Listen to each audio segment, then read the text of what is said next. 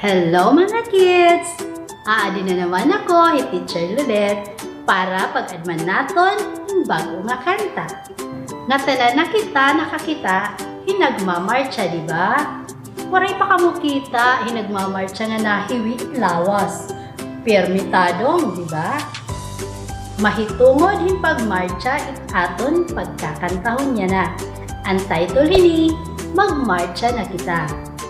Una, mamamati anay kamuha akon kay kakantahon ko ini nga waray duyog. Ikaduha, mamamati kamo han may duyog. Ngan ikatulo, nga tanan na naton kakantahon ini. Nakaintindi mga bata? Babalikon ko. Una, kakantahon ko anay ini nga waray duyog. Ikaduha, mamamati kamo hin maupay hininga kanta nga may duyog na. Ngan ikatulo, magsasarabat na kita hin pagkanta hini. Ready na kamo mga bata?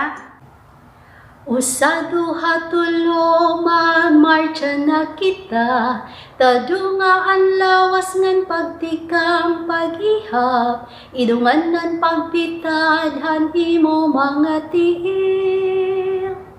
Usado hatulo magmarcha na kita, tadunga ang lawas ngan pagtikam paghihap, idungan nan pagpitadhan imo mga tiil.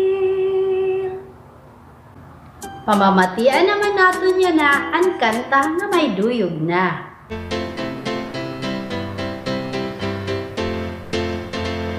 Sa hatulo magmarcha na kita, tadunga ang lawas ng pagtikang paghirap, ilungan ng pagpitadhan imo mga tiil.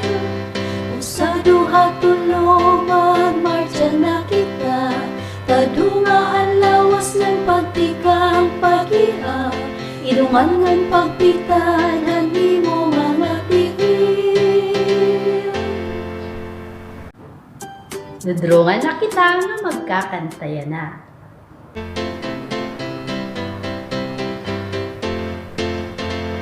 Sa hatulo magmarcha na kita, tadunga ang lawas ng pagtikang paghirap, ilungan ng pagpitadhan imo mga tiil.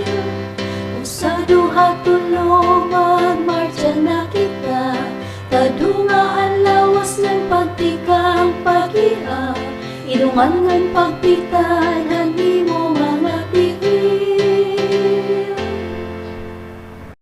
Tubtublaan ay dinhi, takon pagtudlo ha iyo. Sunod, damo pa nga kanta itakong tutudlo. Babay mga bata!